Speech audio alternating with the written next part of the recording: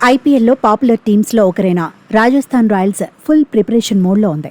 ఈసారి కప్పు కొట్టాల్సిందేననే పంతం ఆ టీం ప్లేయర్లలో కనిపిస్తోంది. కొత్త సీజన్కు ముందు జైపూర్లో ఏర్పాటు చేసిన ట్రైనింగ్ క్యాంప్లో ఆ జట్టు ఆటగాళ్లు చెమటలు కక్కుతున్నారు. గంటల కొద్దీ శ్రమిస్తూ బ్యాటింగ్, బౌలింగ్, ఫీల్డింగ్, వ్యూహరచన ఇలా అన్నిటా మెరుగవడంపై ఫోకస్ చేస్తున్నారు. అయితే క్యాంప్ స్టార్ట్ అయి చాన్నాళ్లు కావస్తున్న హెడ్ కోచ్ రాహుల్ ద్రావిడ్ మాత్రం జాయిన్ అవ్వకపోవడంతో ఆయనకు ఏమైంది, ఎందుకు రాలేదనే అనుమానాలు మొదలయ్యాయి. ఇదిలా ఉంటే టీమిండియా మాజీ హెడ్ కోచ్ రాహుల్ ద్రావిడ్ నడవలేని స్థితిలో ఉన్న ఫోటోలు సోషల్ మీడియాను షేక్ చేస్తున్నాయి.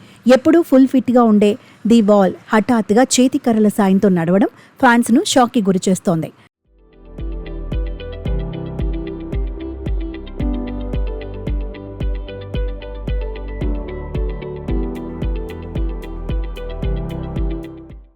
నిన్న మొన్నటి వరకు రాజస్థాన్ ప్రాక్టీస్ సెషన్స్లో కనిపించని ద్రావిడ్ హఠాత్తుగా అక్కడ ప్రత్యక్షమయ్యాడు. అయితే చేతికర్రల సాయంతో నడవడం, కాలికి బ్యాండేజ్ లాంటి భారీ పట్టి ఉండటం అభిమానులను కలవరానికి గురిచేస్తోంది. అసలు ఆయనకి ఏమైంది? ఎప్పుడు ఫిట్గా ఉండే రాహుల్ ద్రావిడ్ ప్రస్తుతం నడవలేని స్థితిలో ఉండటం, ఇతరుల సాయంతో అడుగులు వేయడానికి గల కారణం ఏంటని అంతా చర్చిస్తున్నారు.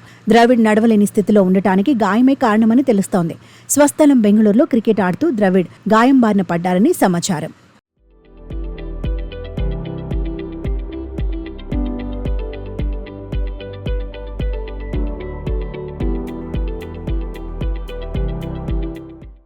ప్రొఫెషనల్ క్రికెట్ నుంచి రిటైర్మెంట్ ప్రకటించి ఆ తర్వాత కోచ్గా కొత్త కెరియర్ను స్టార్ట్ చేశాడు ద్రవిడ్. అయితే ఇటీవలి మళ్లీ బ్యాట్ పట్టి బరిలోకి దిగాడు. విజయ క్రికెట్ క్లబ్ తరపున మ్యాచ్లో పాల్గొన్నాడు. Karnataka state cricket association group 3 semi-final మ్యాచ్లో తనయుడు అన్వయ్తో కలిసి ఆడాడు ద్రవిడ్. అయితే 28 బంతుల్లో 29 పరుగులు చేసిన ది బాల్ పరుగులు తీసే క్రమంలో ఎడమ కాలికి గాయమైంది. ఆయన బ్యాటింగ్ కొనసాగించాడు.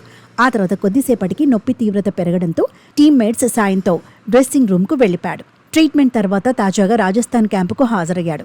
రాజస్థాన్ రాయల్స్ కోచ్ లేకుండా ప్రాక్టీస్ చేయాల్సి వస్తుండటంతో తన వల్ల జట్టు నష్టపోకూడదనే ఉద్దేశంతో సరిగా నడవలేని స్థితిలో ఉన్న రాహుల్ జైపూర్లోని ట్రైనింగ్ క్యాంపుకు వచ్చాడు. తన ఆరోగ్యాన్ని సైతం లెక్క చేయకుండా జట్టుకు ప్రాధాన్యం ఇస్తూ ఇబ్బంది పడుతూనే ప్రాక్టీస్ మైదానంలో అడుగుపెట్టారు.